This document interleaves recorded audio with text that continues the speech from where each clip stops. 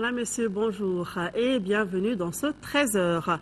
Les résultats complets provisoires du second tour de l'élection présidentielle sont connus depuis hier. Le candidat Ibrahim Boubacar Keïta a obtenu 77,61% et Soumaïla Cissé 22,39%. Le taux de participation, lui, est de 45,78%. Écoutons à ce sujet le général Moussa Sinko Koulibaly, ministre de l'administration territoriale. Ses propos sont recueillis par Mahamadou Doumbia.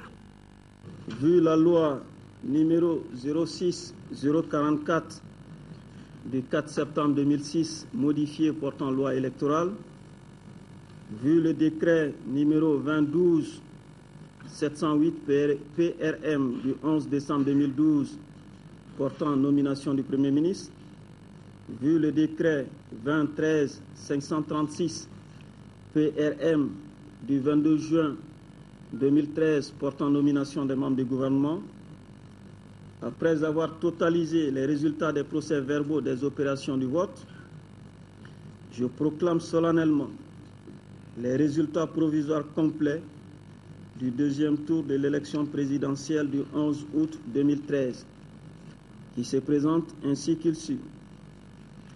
Nombre d'inscrits 6 829 696. Nombre de votants 3 126 521. Bulletins nuls 92 920. Suffrages exprimés 3 33 601. Taux de participation 45,78%. Voix obtenues par candidat.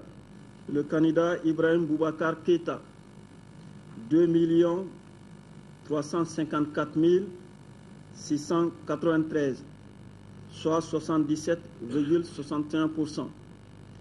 Le candidat Soumaïla Cissé, 679 258, soit 22,39% des voix. Mesdames et messieurs, ceci met fin au deuxième tour de l'élection présidentielle. Je vous remercie.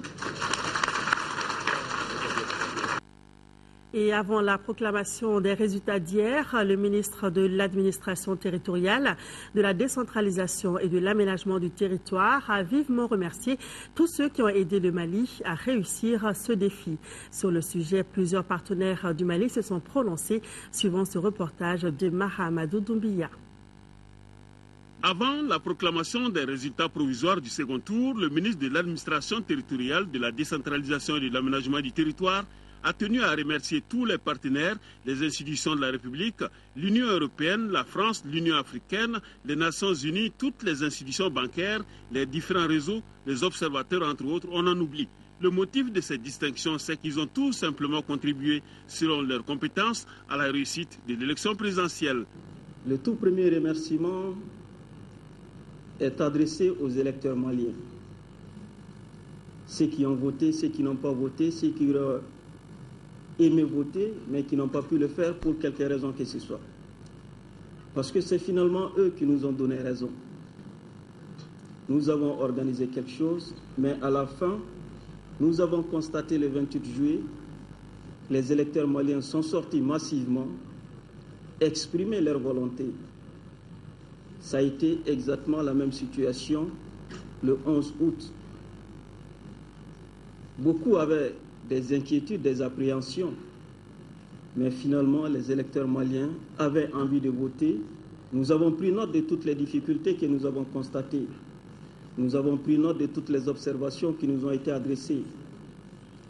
Nous avons tout le long de ce processus essayé de privilégier l'équilibre général de l'ensemble du processus au détriment de quelques cas particuliers, même si c'est des cas importants. Mais nous avons voulu à chaque étape prendre des décisions avancées pour nous permettre de remettre notre pays sur le chemin de la démocratie. Plusieurs personnalités ont bien apprécié cette reconnaissance. C'était pacifique, il n'y a pas de problème. On pense qu'on va travailler avec un gouvernement qui est très sécurisé avec tout le monde qui les soutient. Je pense que c'était très bonne élection. Pour la réussite de l'élection présidentielle, certes, les partenaires ont aidé notre pays, mais l'honneur revient aussi au peuple malien qui a décidé de sortir de cette période de crise. Le processus est réussi grâce au Mali et grâce aux Maliens. Je suis ravi d'avoir entendu ces remerciements, mais une fois de plus, c'est grâce aux Maliens que ce processus a réussi, et grâce au Mali. Et c'est les Maliens qui doivent être félicités. Du taux de participation à l'engouement des électeurs au taux obtenu par les candidats finalistes, à la période de crise que nous venons de vivre, tout est exceptionnel. Sur un tout autre sujet, la caravane pour la paix, la cohésion sociale et la stabilité a été lancée hier jeudi. Pendant 10 jours, les femmes véhiculeront des messages de paix à travers le pays afin de privilégier la cohésion sociale. Le compte-rendu de Isaac Tienou. Redonner au Mali toute sa fierté, c'est à cela que les femmes s'attellent à travers cette caravane qu'elles viennent de lancer. Les femmes sont désormais conscientes que le Mali se construit avec elles. L'initiative est du réseau Paix et Sécurité des femmes de l'espace CEDEAO. Ce qui s'est passé dans notre pays est très grave. Nous, femmes du Mali, nous ne voulons plus que cela soit répété dans notre pays. C'est pourquoi nous voulons sensibiliser l'ensemble de la population malienne. Cette caravane, c'est à travers tout le Mali, de Bamako à Kidal et puis de Kaï jusqu'à Mopti. C'est à travers tout le Mali que la caravane est organisée. Nous allons prendre 2 communes aujourd'hui, c'est-à-dire la commune 3 et la commune 4. Et l'itinéraire, c'est de quitter ici et nous allons partir au niveau du marché d'abord de Lafiabougou et ensuite au niveau du marché de Djikoroni et nous allons continuer vers Sebeninkoro. Et au retour, nous allons faire les quartiers des 2 communes dont je viens juste de citer et ensuite l'aboutissement serait fait au niveau vraiment de l'UNTM, c'est-à-dire la bourse de travail. Et c'est là-bas que nous allons donner les messages. Cette caravane de la paix, de la cohésion sociale et de la stabilité nationale intervient à point nommé, car les événements enregistrés par notre pays ont sérieusement affecté le tissu social. Le rôle et la part des femmes sont extrêmement importants, voire déterminants pour le succès de cette caravane. C'est pourquoi j'exhorte toutes les femmes à faire de ce projet un véritable combat pour un développement harmonieux de notre pays. La campagne s'étend sur une dizaine de jours et concerne toute l'étendue du territoire national. Partout, elles vont faire attendre les slogans. Les femmes s'engagent pour leur bien commun, le Mali. Voilà, bon périple aux femmes. 10e session du Conseil national sur la sécurité alimentaire. C'était hier au CICB. La session vise à évaluer la situation alimentaire dans notre pays après la reconquête du Nord. Dans cette partie du Mali, près de 200 000 personnes sont affectées par la crise alimentaire selon le département de l'agriculture. Et il faudrait 45 000 tonnes de céréales pour venir en aide à la population. Le reportage est de Bourama Traoré. Autour du ministre de l'Agriculture, les gouverneurs des régions, les partenaires techniques et financiers, ensemble, ils évaluent la situation alimentaire et nutritionnelle du Mali. Ceci en faveur du 10e Conseil national sur la sécurité alimentaire. De l'évaluation du système d'alerte précoce au SAP, il ressort un tableau presque sombre. Le stock national de sécurité alimentaire est à un niveau préoccupant. 3600 tonnes environ de céréales au lieu de 35 000 tonnes. Ce n'est pas tout. 188 532 personnes sont en situation de crise alimentaire. 1 207 803 personnes en situation de difficulté alimentaire. Et 2 73 162 personnes en difficulté économique. Dans ces zones, il existe un besoin d'intervention de l'État et de ses partenaires techniques pour près de 45 000 tonnes de céréales. Pour inverser la tendance, il n'y a pas de solution miracle. La représentante du Programme alimentaire mondial met l'accent sur certains points essentiels. Le premier concerne la poursuite de la mobilisation des ressources financières. Le deuxième est relatif à l'appui aux 166 communes les plus vulnérables du Mali. Troisième et dernier point sur lequel insiste le PAM, c'est la meilleure coordination du Programme national de la sécurité alimentaire. Le tout soutenu par un engagement des partenaires techniques et financiers. Les partenaires techniques et financiers vont poursuivre le renforcement de l'assistance humanitaire et le relèvement des moyens d'existence des ménages fortement éprouvés par les crises à travers des distributions alimentaires ciblées la restauration des capacités de production agricole et l'appui en faveur de la nutrition, des cantines scolaires et la résilience.